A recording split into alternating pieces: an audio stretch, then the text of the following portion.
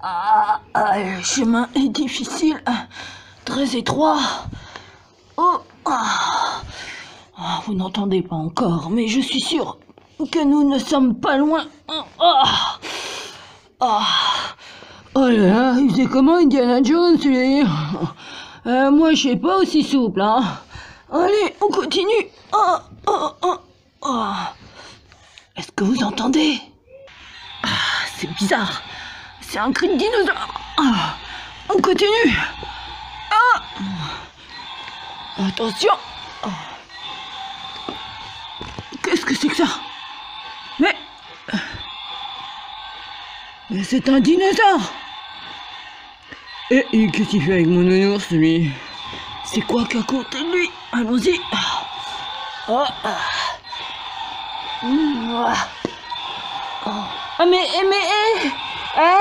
Il veut rentrer chez lui. Regardez. Il veut rentrer dans le monde des dinosaures. Oui. Avec les aventures de Luan et de Doom. Il faut l'aider. Nous devons le ramener chez lui. Allons-y, c'est parti.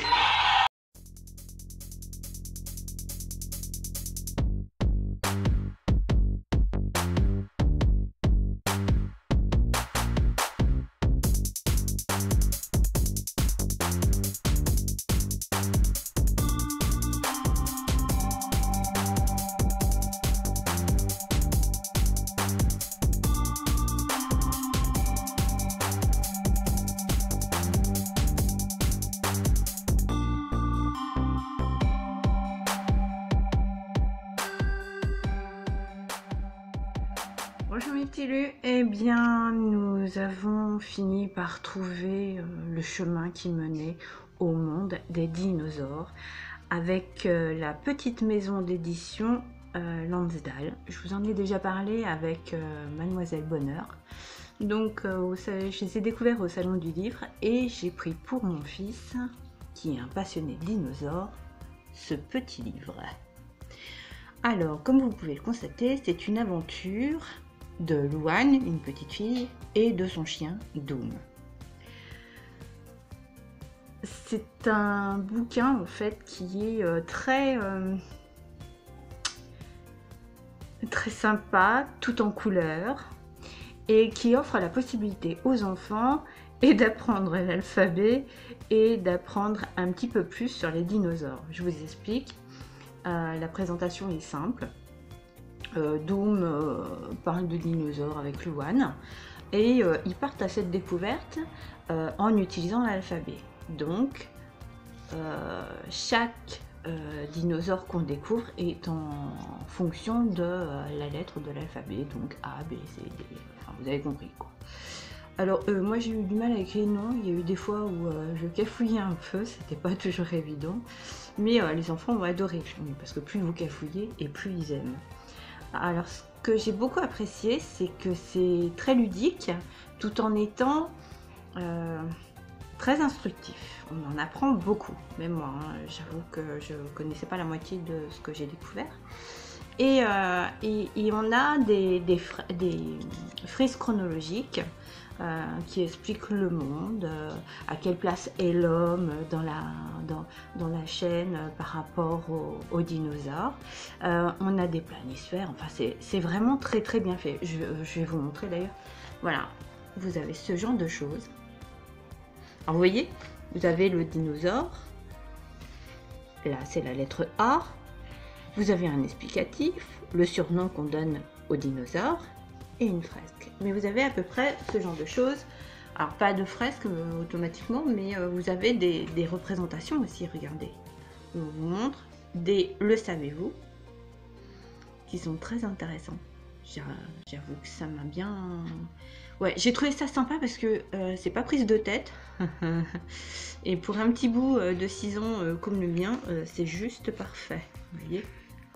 Voilà. Alors ça l'a éclaté, hein, parce que voir que l'humain est tout petit et ridiculement petit par rapport même au mammouth, ça l'a éclaté. J'ai trouvé ça génial. La Luan, petit personnage bien sympathique. Il y a toute une collection de Luan et Doom. Et sincèrement, c'est bien pensé parce que elle est un peu faux folle, quoi, un peu spéciale. Et ça donne envie d'apprendre. Voilà, ça donne envie d'apprendre. Les termes parfois sont très compliqués. J'avoue que le petit a des fois un peu accroché. Mais bon, c'est toujours la même chose. Tout dépend s'il est passionné ou s'il est pas. Donc moi, pour Manaan, ça collait bien parce que c'est un passionné de dinosaures. Dinosaures, voitures et tout ce qui s'ensuit. Alors, autre chose. Ce que j'apprécie, moi, dans cette maison d'édition, je vais peut-être plus vous parler de la maison d'édition véritablement que du livre en lui-même, quoique ça rentre dans le cadre d'une petite série, comme je vous disais, et une petite série qui est instructive, en fait, pour les enfants. C'est dans la collection Galoubet, et ça s'appelle en sous-titre il y a Pour découvrir, grandir et s'amuser. Et c'est exactement ça. C'est très bien fait. Les dessins sont géniaux, sont super top. Moi j'ai bien rigolé, je les ai trouvés chouettes. Et c'est très facile d'accès pour les enfants. Sincèrement, c'est juste bien fait. Alors là, c'est le thème de la découverte du monde. Et vous avez un peu de tout. Moi, je vous mettrai le lien, mais je vous conseille d'aller sur leur site où là, vous allez tout découvrir. À savoir qu'en plus, cette petite maison d'édition, quand vous prenez les livres, c'était le cas aussi, et je ne l'avais pas précisé, ce que je regrette, je suis désolée. Vous avez à la fin de chaque bouquin la possibilité d'aller sur le site et de trouver un complément d'information, des jeux ou des soutiens pédagogiques, enfin ce genre de choses. Là, en l'occurrence, c'est vous avez des jeux et des explications.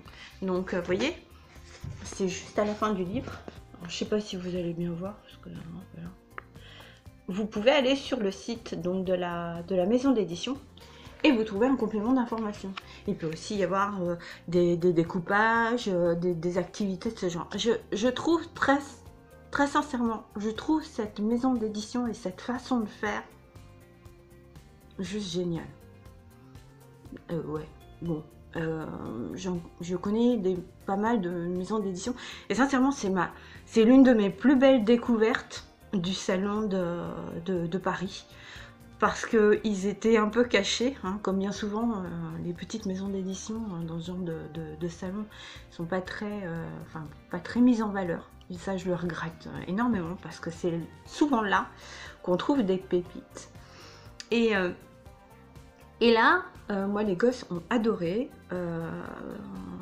Sibélia joue à Louane, Manaan cherche des dinosaures, enfin c'est juste super quoi.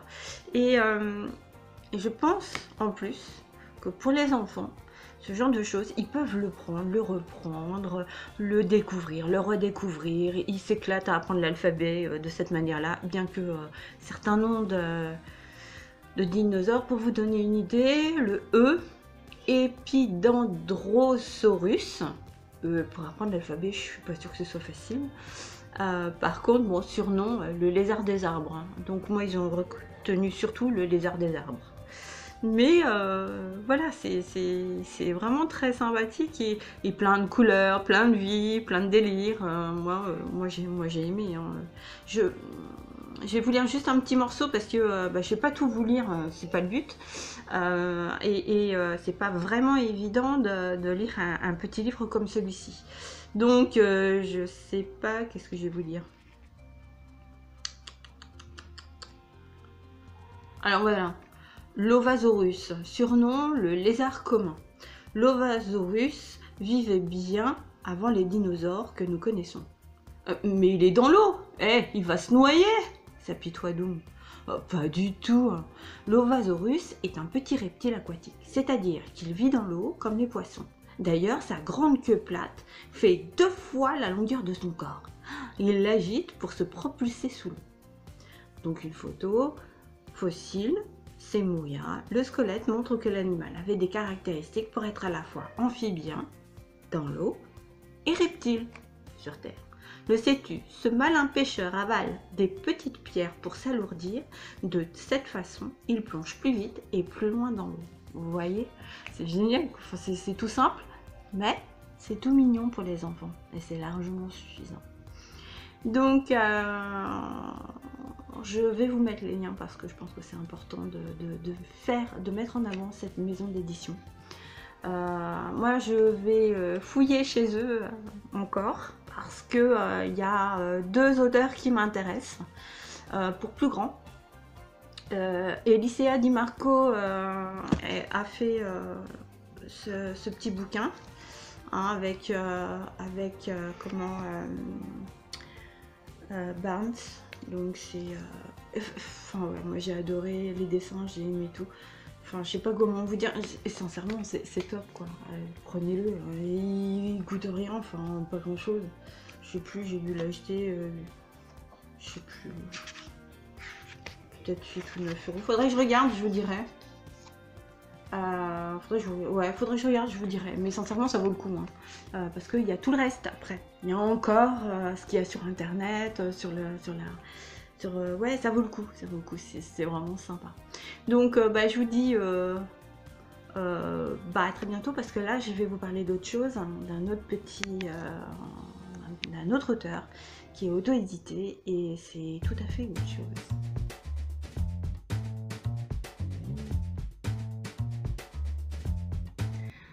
Alors là, je vais vous parler d'Aldo. C'est un drago ours qui a mal au ventre. C'est un petit bouquin qui est écrit par Madu Lafay et que vous retrouvez sur Facebook, je vous mettrai le lien également. Et qui est adressé véritablement à des enfants assez jeunes.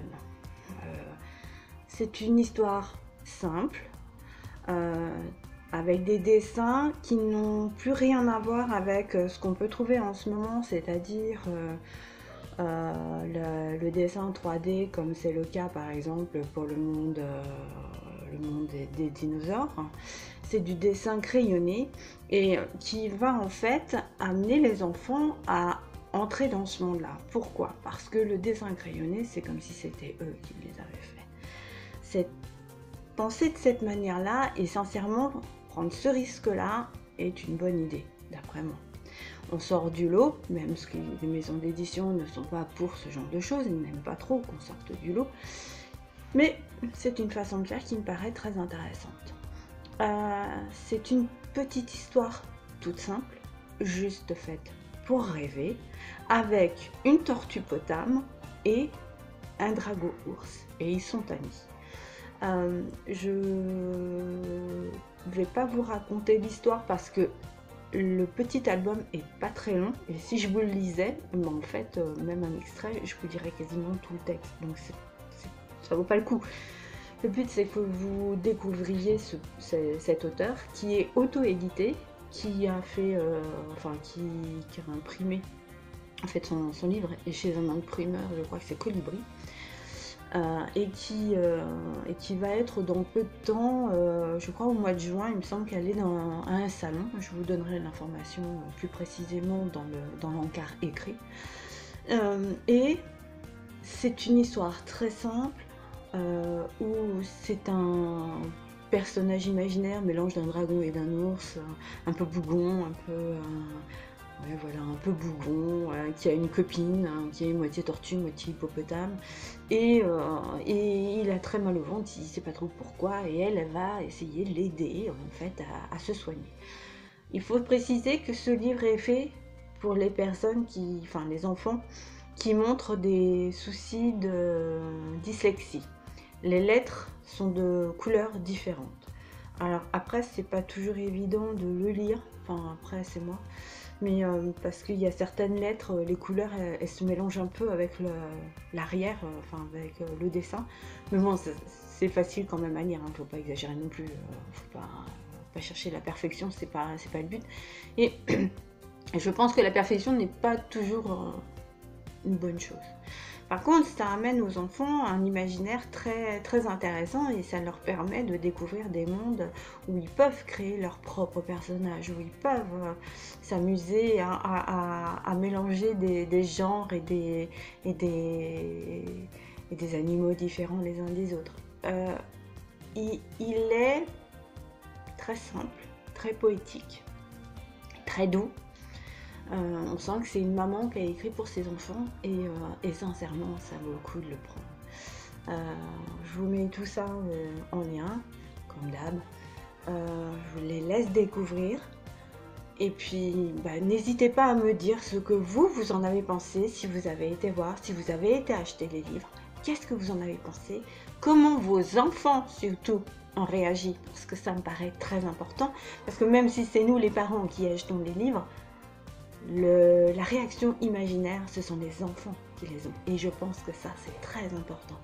Donc, dites-moi ce qu'ils en ont pensé, est-ce qu'ils ont aimé, est-ce qu'ils n'ont pas aimé, qu'est-ce qu'ils auraient voulu qu'on change, qu'est-ce qu'ils auraient voulu... Enfin voilà, qui nous disent véritablement leur ressenti par rapport à tout ça. J'ai plus grand chose à vous dire, hein, si ce n'est à la prochaine. Et puis n'hésitez pas à partager si vous avez envie. Faites connaître ces auteurs qui sont pas très connus. On est loin de Gallimard, Flammarion, machin et trucs, on s'en tape, hein, eux ils font leur truc, nous on va s'occuper des petits là, ceux qui nous plaisent bien, qu'on découvre des petites pépites comme ça. On va les prendre et puis on va dire tiens ça c'est pas mal ça, ouais, on va leur faire de la pub, c'est à nous de le faire aussi. Et puis n'hésitez jamais, alors ça j'y tiens, peut-être parce que je suis un petit peu auteur aussi, mais allez sur Amazon dire voilà j'ai aimé parce que ça, ou j'ai pas aimé, bien sûr toujours des critiques constructives. Hein.